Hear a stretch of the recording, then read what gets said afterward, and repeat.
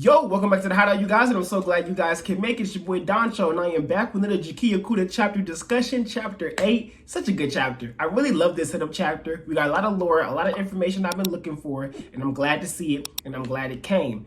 So I hope you are checking out what we're talking about in the Discord, and you follow me on Twitter, because Value 1 cover got announced today, and I'm going to buy it and give away 2 copies. What? What? Huh? Intro.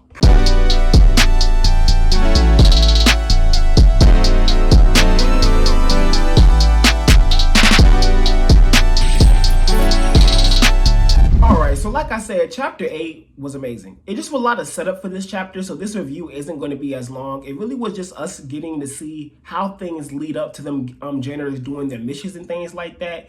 See, Miyu made fun of Engine because, you know, he called him a dimwit because he didn't explain things to Rudo like he should have. But pretty much there's these different terminologies that we know. There's the safe zones, the contamination zones, and then the forbidden zones. The safe zones is where humans are, and Samiyu said humans in quotations. I wonder what that means. But pretty much this is where humans live and where humans can be safe and can live their everyday lives and things of that nature.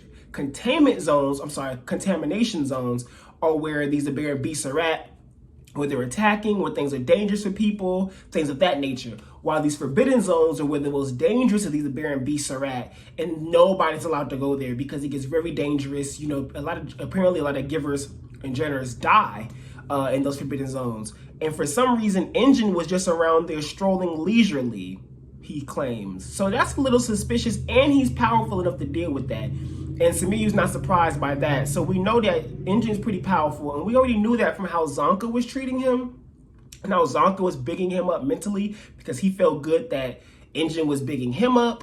So pretty much from there, you know, we know that there's a lot of cool stuff going on and things of that nature for Gachiakuta, for these janitors and all that this type of stuff. So I just really find that interesting that we have those different levels and those contamination zones and things like that. And I wonder what the deeper lore is for that. Where Rudo had fallen was the forbidden zone, and apparently there's multiple forbidden zones, and the forbidden zones are the main places where apparently trash is dropped at and where the strongest aberrant beasts are, like I said. So I wonder how much more of this we're going to see, and I wonder if there are any people secretly hiding and living in those contamination and forbidden zones. But more into that type of stuff later as the story goes through.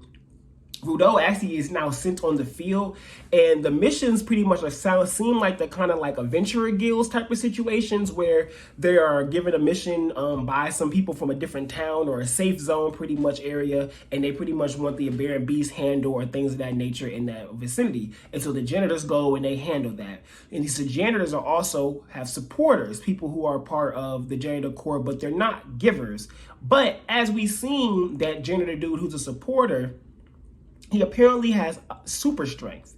So that has me wondering, what exactly is the world set up now for this world? And are people have given and have been given, or do they have specific abilities based around the world and what's going on with this whole giver thing and this whole thought thing? Like, what makes someone a giver? What makes him have supernatural strength?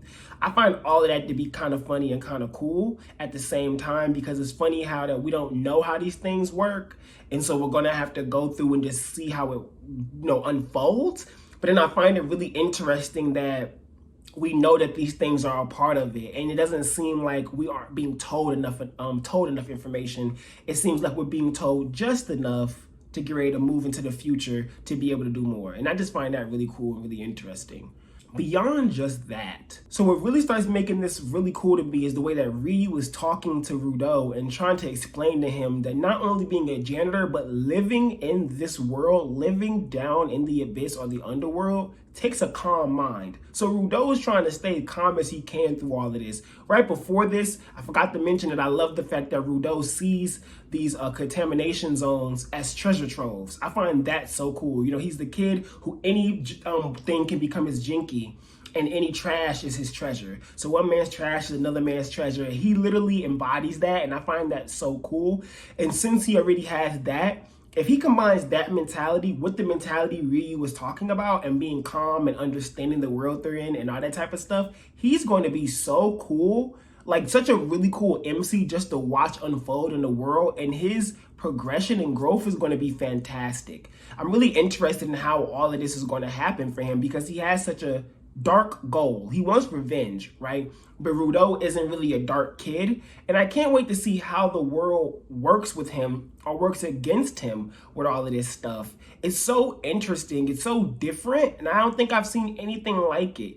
And he's experienced so much so quickly. So him trying to remain calm, him trying to remain like in the loop and like understand what's happening is just really cool to me. And I just think that's just awesome. So now we see these different type of bear and beasts, the really simple like deer looking ones that aren't much to worry about trying to destroy that fence.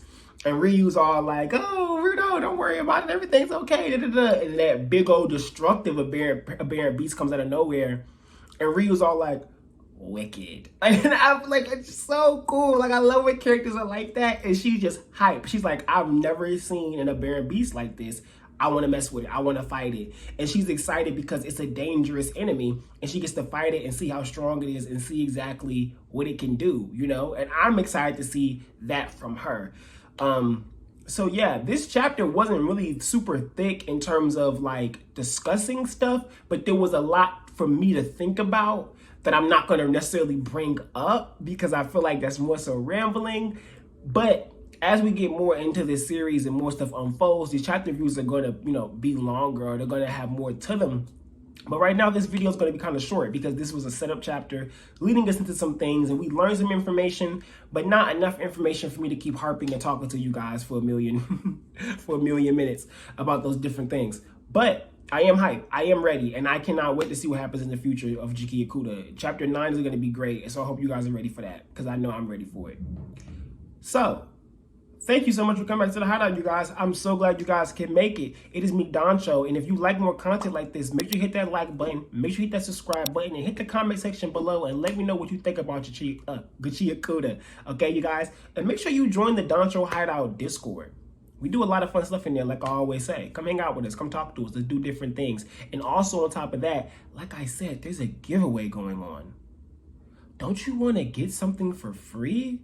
You should go check it out. You should also check out the description below because there's a giveaway going on. You're going to be able to get Volume 1 of Gachiakuta Japanese for free. No shipping and handling needed to be paid. I got all of that for you. So come have some fun. I hope you join us. But once again, it's your boy Danchou. Thanks for coming back to the Hideout. Peace.